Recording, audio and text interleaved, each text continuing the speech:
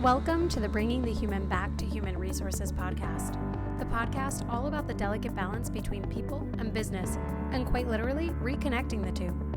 My name is Tracy Rubin, and I've spent nearly my entire professional career in HR. Join me as I share stories, opinions, and words of advice with you each week. Hi, everyone. Welcome back to the podcast. Thank you so much for being here for another week. First of all, I got so many messages and comments about the episode last week with Raina Boston about the parental leaves and all of those interesting points on what exists and what doesn't exist for so many people. So thank you so much for listening and for enjoying that episode. I think it's actually a really important discussion that there are so many people living without leave options, and life happens. And what do you do when you don't have leave options? And actually, for the states also that don't offer leave options, just like a random thought before we jump into this episode, you can enroll in short-term or long-term disability, which potentially covers certain life events, like, for example, pregnancy. If your state does not offer maternity leave, like paid maternity leave benefits, short-term disability and long-term disability in most cases, as far as I'm aware, does extend that benefit. It might not be as generous as like a company paid benefit, but it's something. So I think like some states some state short-term disability benefits give you 60 or 70% of your salary. So there are some options. Look into it if you're, one of those people who are working for that 75% of companies that don't offer paid leave benefits that Raina had mentioned in the episode, and check out what other options you have. Obviously, it does cost you money, but at least you would have some coverage. So that's that on that. Before we jump into this episode, I want to remind you that you can connect with me on Instagram, LinkedIn, on my email. You can, send me any ideas or thoughts that you have.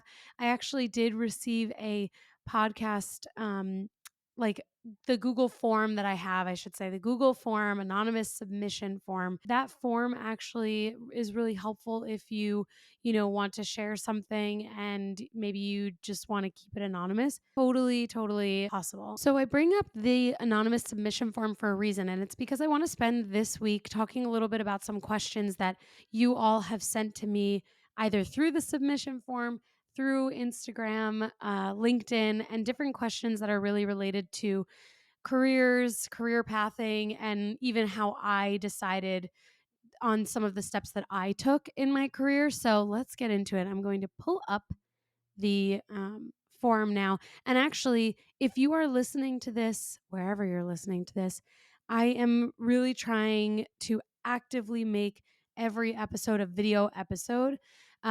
So this is a video episode. If you're listening on Spotify or YouTube, you can actually watch me talk to you. So the first question that I have here is, why did you decide to get an MPA degree over an MHRM, which is a master's in HR management? I think I'm getting that right. So when I was applying or really deciding to go for my master's, I was still working at Target. So I think it must have been 2015 that I started doing the research into getting my master's. And I'm like a forever student. I love learning. I love all of the things that go along with school, like reading and writing essays. Like I loved all of that. I loved being a student.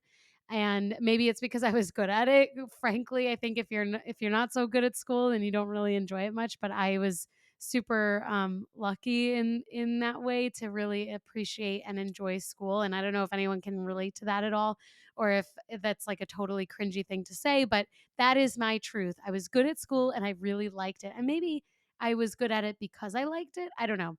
I was that girl that looked forward to school literally every single day. Even when I was getting bullied, I still liked school. So anyway, why did I decide to get an MPA? I was researching in 2015. I knew I wanted to get my master's.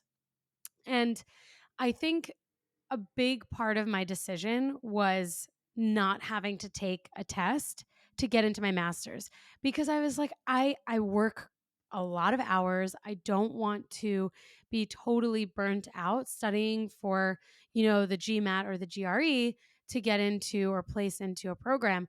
And really, the decision for me was between an MBA and an MPA. I never even considered the MHRM because at that point I had already had some HR experience, and I don't know, honestly, it didn't even cross my mind. Maybe I didn't even know about it. I don't know. I can't fully remember, but I knew that I wanted to have the option if I ever wanted to change my career. I wanted to have the option of being like a little bit more generalized. And I don't regret that decision. I think for me, having been in the business sector and like the private sector of business, meaning, really like profitable businesses, um or for profit businesses, I wanted to branch out a bit in the nonprofit side of business and in terms of my learning. And I think this also came from um my winning an election to be on the board of education in my town that I had grown up in and I lived in. And I had been on the board of education actually for a number of years. I was on the board of ed starting 2016. Yeah. So 5 years. I started my master's January 2017. I was accepted in the fall of 2016 when I had applied like just a few months before. And I won the election for Board of Ed in 2016. Okay. So I just like, I do this to myself. I'm like, let me do it all at once. Let's do it. So 2016, I work at Target. I'm in HR now for about almost 2 years. I decide to enroll in a master's program. I also decide to run for Board of Education rep, member, whatever you want to say. And I won the election and I got accepted to the master's program. So I share this timeline because actually I think it's super important in how it affected my decision. So um, I was really passionate about giving back to my community, and I loved I loved the school district that I had the privilege of going to. And I've shared before, I come from very humble beginnings, but school was like always that place. And so anyway, doing the board of ed like was my way of giving back. And so I think part of my decision in doing an MPA was like exploring this possibility of going into governmental organization, nonprofit, and potentially going outside of and leaving retail at some point, and just having like a little bit more of expansive knowledge. On the flip side of things, as I was doing research, I vividly remember doing this research in Barnes and Noble one day on a beautiful, beautiful spring or summer day. And my husband, who was my boyfriend at the time, I said to him, I was like, I really want to go to a prestigious program, like regardless of what the degree is. I want to go somewhere, notable, just like my undergrad. And I was looking at MBA programs and MPA programs, and Rutgers had one of the best. I think it was like number 13 for MPA. And I knew that I also had to do it online. So this was a major factor too, because I worked so many hours at Target. I needed to have the flexibility to go to school when I wanted to go to school and when I could. So instead of going to like night classes, which I knew I wouldn't be able to commit to, or going to full time school, which I wouldn't be able to afford, I had to do something part time and online. So that narrowed down the list quite a bit. And Rutgers, in terms of online and in general, Masters of Public Administration programs, they had the number 13 school in terms of national rankings. I did look at, super expensive schools with like major notoriety, but I didn't like their class offerings, and they didn't really have such great standing in the program outside of like just the actual school. Like, for example, Columbia, Duke, and NYU were some of the schools that I was qualified to like apply for. I didn't end up applying, but I was qualified to apply. Coming back to this thought on like not wanting to test, this was like another big thing for me, that I really worked hard in college, and I had a lot of success and achievement, and I wanted that to be worth something. So I didn't want to just like, throw that away. And I also didn't want to do any more testing because I just felt like I would burn out. So I was like, let me just find a program that will accept my GPA as the entrance requirements. And so I found a couple programs, and then narrowing it down further again based on wanting to find a program A that I could afford, B that was flexible for my lifestyle. And then C, that was, nationally ranked.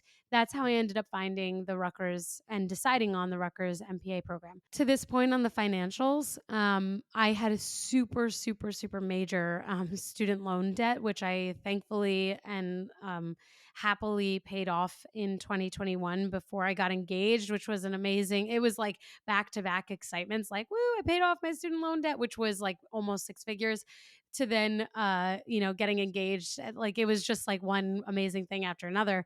And I worked my what off to pay off those loans. And I feel for everyone in the position of paying them off. All I can say is, there are some tricks to the trade, and maybe one day I can share what I did to get ahead of my loans, but it is hard work and you just have to put your head down and work at it. And I didn't give up on life. I still was able to travel and do a couple things, but I literally put basically like every cent into my loans. Anyway, I knew that I did not want to take out additional loans, that I wanted to be able to pay off my loans and pay for this program simultaneously, because I absolutely refused to put myself into further debt, even if it was like the good debt over school. So I also needed to really think about a program that wasn't going to run me into the ground. And by the way, the Rutgers program still super expensive. Like no one tells you how expensive these master programs are. They are so expensive. Fortunately, I had a little bit of tuition reimbursement from Target, so that really helped me to kick off my education. And I highly recommend that anyone, thinking about pursuing their education, really think through the offerings at your company. So, beyond that, that was really how I decided on the MPA program. MBA, I hated the courses. Accounting, finance, oh, I could not care less for those classes, and I didn't want to take those classes. I'm sorry. It was just like so unappealing to me. I'm like, I don't care if an MBA on paper is like better for business. I don't want it.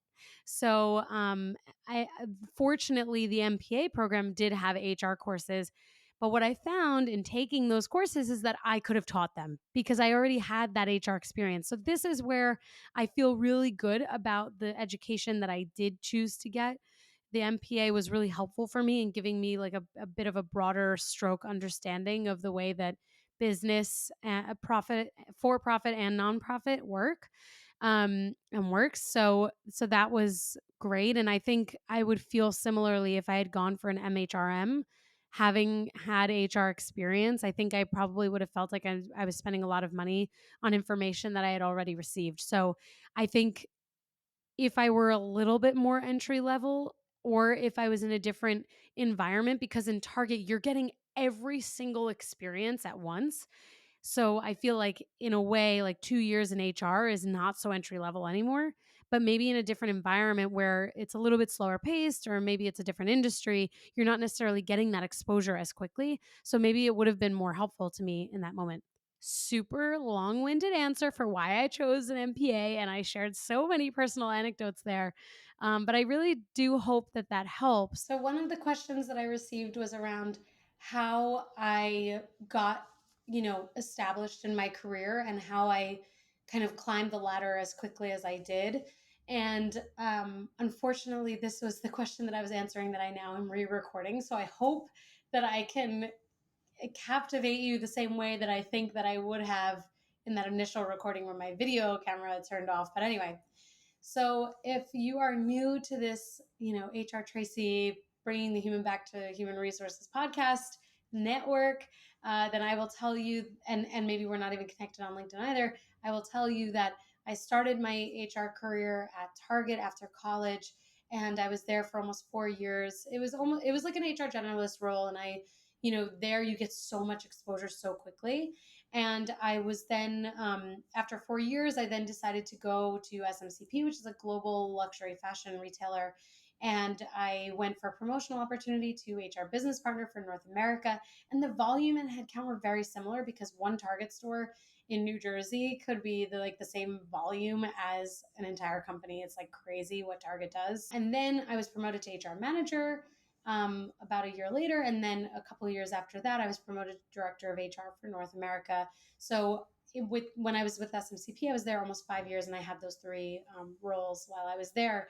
And, if you are connected with me, if you've been listening to the podcasts, you know that I come from very humble beginnings. And I think it's, easy to assume that someone has had, a certain kind of upbringing, but I can tell you that I grew up really fast. Anyway, it's not my story to tell, as they say. One of the things that I think has taken me to these, different levels in my career has really been two things. One, the relationships in my life and the relationships that I've always prioritized, because to me, relationships are everything. Like, if you can connect with someone genuinely and authentically, you're going to build them up and they're going to build you up. And that was everything to me, and it still is. Like, if I can make someone feel good at work genuinely, and like make them feel like they're doing something good with their time and they can persevere and get through things that are challenging, like, that's an amazing thing. And I just have always tried to be that person in the workplace who truly and authentically is fun and builds people up. And the second thing is that I've really never stopped working. If I were to bring my sister into this podcast and ask her, if I'm any different today than I was when I was 12 years old, I think she would say no. And I have always been like the person that can never have enough jobs, can never have enough going on, is always working and working and working and working. And I wouldn't change anything about how I am or the way that I live my life. So in school, it's like when I put in the hard work, whether it was school or athletics or band, whatever it was that I set my mind to, that hard work no one could take away. Like, that was not anything that anyone could touch. It was mine. And so for me in my career, I've really been the same way, like this like hyper driven, like achievement focused person who just like, I set my sights to something or on something and I go for it. And I've really always been that way. And in my career, I've definitely brought people with me and people have brought me with them. And that's where the relationships come in. But you can't just thrive on relationships. Like, you have to put in the work. And so I just worked my tail off, like in Target, working 70 hours a week sometimes. That was a huge life lesson, that one, like, I could do that work and I didn't burn out very fast at all, which is, I don't know if that's a bad thing or a good thing, but I just loved having a purpose, having to go into work and have 300, 250, 300 employees like looking for and depending on me for guidance. That gave me so much fulfillment and so much purpose that I just worked harder and harder and harder. And that perseverance to really like rise above some challenges, because you're always going to have challenges while you're working hard, and while you have success, there are always going to be those ups and downs. But I really felt like, the sky was the limit. And if I imagined something, that I would get it, as long as I put in that work. So for me, like, I knew I always wanted to be a director, and I wanted to be a director under 30, and I did it. And so once I got there, I was like, wow, so now what's next? And so for me, like, I'll put it out there, I really want to be like a head of people, a chief people officer, whatever that title is. That is something I set my mind to and I think about every day. Some people, my family probably included, think that I'm like totally insane and like I need to sometimes know how to just relax and sit back. But I just see every day as one more step toward my goals. And of course, I have goals and dreams outside of work too. And it's why I got married. And, all of those things come with life and feeling fulfilled and successful in all different ways and in different areas of our lives. But in terms of my career, that question around like how I got to where I am and what it took, I did not rest. And I still don't rest. Like, every single day I try to um, put in the work to make myself a better leader, a better HR professional, a better person. And it really is like, it's just like a relationship. You have to work at it every single day. And yes, it is exhausting. There are days where I'm like, maybe I should just go into something else. But I'm so glad that I just continued to work at it. And I've definitely been met with some serious like challenges in my career too. I've made mistakes, I've failed, I've had people not want to see me succeed and deliberately try to make me fail. But all I can say to those people is challenge accepted, because like no one's been able to to make me fail. Like if I'm gonna fail, I'm gonna do it myself, you know. So that is a little window into how I've gotten to where I am. And I never want to speak as though I don't understand that there are people out there that don't necessarily have like the same access, because obviously there are listeners across the globe. I'm fully and acutely aware that there are people and countries that and just communities in general that don't have the same access, and that being born in this country gives me access to things that other people in other countries don't necessarily have, and that does not fall blindly on me. I'm fully aware of that, and I'm super grateful for the access and the privileges that I do have. When I think about like my life and my career and all of the adversity that I've experienced and the speed at which I grew up, I mean, it's super easy to let those moments of adversity weigh you down and make it like the world is just way too heavy to take on, and that maybe it's okay for you to just exist. But there is a way to remind yourself that you can reach your goals and your dreams, and that it whatever success means to you, it's achievable. You can reach it. For some people, success is getting married and having a family, and success for other people is being a CEO. Success for some people is being able to afford their rent month to month. I mean, that is proof in the pudding that success means something different to everyone. And that's why I really think if you put your mind to something, you can achieve it. It doesn't mean that you will, but you can. And it might take a long time, but you will get there if you keep putting in the work and you keep persisting, and you let people help you, and you also help others. It is okay to get help from people. I definitely have learned that over time. I didn't always want people to help me because I wanted to be able to prove that I could do it. But sometimes you just end up wasting time. Sometimes it's really nice to let people help you. So anyway, that's my existential crisis moment for the day. I hope that helps and answers your question. So with that, I'll move on to the next one. There was another submission here in the anonymous submission form, and I'm going to remove specific information that could be identifying. Okay. Hi, Tracy. I've worked for an employer in a particular location in an HR assistant role for the past more than 5 years. I'm not going to say the exact number. I'm also in college obtaining a degree in HR. I don't believe my employer is following the rules of salary correctly. I was given the opportunity to become salary from hourly about 4 years ago. They explained to me the benefits of being salary, being able to leave for an appointment, come in late, all the perks, right, of being not on the clock, and that I don't have to make the time up. I thought this was great, as did my family when I had the discussion with them. My first mistake was not obtaining this change in writing. Once I turned salary, my bosses expected me to work longer hours or come in early. This expectation was asked at my review, and I was told there was no expectation or requirement becoming salary. Again, my first mistake was not getting any of this in writing. Anyways, since then, I've had to leave early or come in late occasionally due to appointments, but my employer requires me to make up the hours. So if I left at 4 instead of 5, my leader would ask me to make up this hour. I've explained to my leader that this requirement doesn't match the benefits of being salary, and every time she argues that if I don't work a full 40-hour work week, that I have to make it up, and that is what salary means. Can you help shed some light on this, or help me to approach my leader about this again?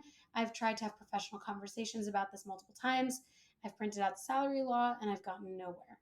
It's gotten to the point that I'm now back in school obtaining other certifications to hopefully make a move out of here. But for the time being, I'd like to help approach her. I'd like to be able to approach her about this, and maybe it'll change my mind on leaving. I'm glad I read that because there's a lot to take in there.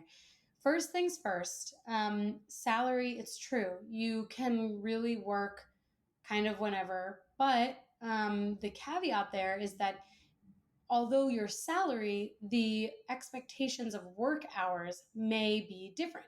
So in handbooks, for example, you might see, if you're salaried or hourly, you might see this, where the expectation for a full-time salaried employee is to work 40 hours a week. It's not to say that a leader should be like, oh, you worked 39 hours, you need to come in and make up that hour. That's really not, I don't get that. That's not something I've really ever seen, because the whole point in being salary is that you're getting paid for 40 hours regardless. And like, you might work 45 and you might work 39, you might work 70. So there isn't so much a law on being able to come and go and not needing to work 40 hours a week, because the expectation when you're being paid a salary is that you're working 40 hours a week, assuming that that is the agreement between you and your employer. I wanted to clarify that, and I already recorded this, so I'm adding one additional recording here, that salary exempt does not really have anything to do with the hours worked. But if you're salaried non-exempt and you're eligible for overtime, then yes, there could be some specifics around worked hours where you are still required to work the specific number of hours while you're earning a salary, and you have some different policies attributed because you are considered salary non-exempt. It's not so common, but the exemption status it's an FLSA issue and situation, which is why most salaried individuals are salary exempt, because they're typically managers, and there are a lot of very specific guidelines and parameters that determine whether someone is salary exempt or not. But if you are salary non-exempt, again, meaning you are eligible for overtime, then yes, your hourly experience and whether you can come and go, or even whether or not you have to clock in and out, can be impacted in this situation. So I just wanted to make that one clarification. So there are some caveats. So with this question, I think it's less of a salary law issue and more of a workplace flexibility issue. Because in theory, if you're earning a salary, like, yes, you can come and go as you please, but your employer may require you to work 40 hours and expect that you make up that time if you're not at 40 hours. I would go back to your handbook and look to see if there's specific policies on this. Because if there are specific policies on this, then you want to know that. But this doesn't strike me as a salary issue. And then the other thing with this is that, I think you can approach this by asking the question so that you can understand better what the expectation is. And I feel like having that open conversation, just approaching it from, a seek to understand perspective, could be really good. And then, the other thing in hopefully making a move out of this role, I challenge you to really understand, like, are you unhappy in this organization because you don't have a whole lot of autonomy and empowerment? Or is it because you feel that they are breaking the laws? Because from what I see in this submission, there aren't any noticeable laws being violated. But again, I don't have all the information. I'm not a legal entity in any way, and the state that you are in might have very specific laws. So, take this with a grain of salt, but really think about that a little bit more critically. Like, are you upset because you just want to have a little bit of autonomy and, like, oh my gosh, it's literally an hour. What is the big deal? Because I agree with you. That would annoy me too. But if you are looking to leave because you feel they're breaking the law and they potentially are not, then you might save yourself from having to go through that whole process of finding another job, because you might have a misunderstanding of the situation. So that's my 2 cents. I could have a totally different perception of what's actually going on. So if I didn't get that right, like if there are other things that were not shared in this submission that I need to understand in order to help give you advice, then I'd be happy to read through that and better understand those other nuances. But that is my initial reaction. I hope it all works out. Let me know. For anyone whose questions I've answered in this episode, if I missed the answer you were looking for, or I missed a part of the question, please reach out to me. I don't read every single one because some of them are just like super short and thematic, whereas this one was really specific. So yes, use the submission form. You also, on anchor.fm/hrtracy, you can submit voice messages. So like a little call-in moment. So if you want to do that too, you have the option. I would love to hear from you. I would love to answer more of your questions. And with that, I thank you so much for being here for another week. Don't forget to rate, review, and subscribe wherever you're listening to or watching this. And I hope to see you next week. As a matter of fact, I know I will see you next week. Thank you so much. See you.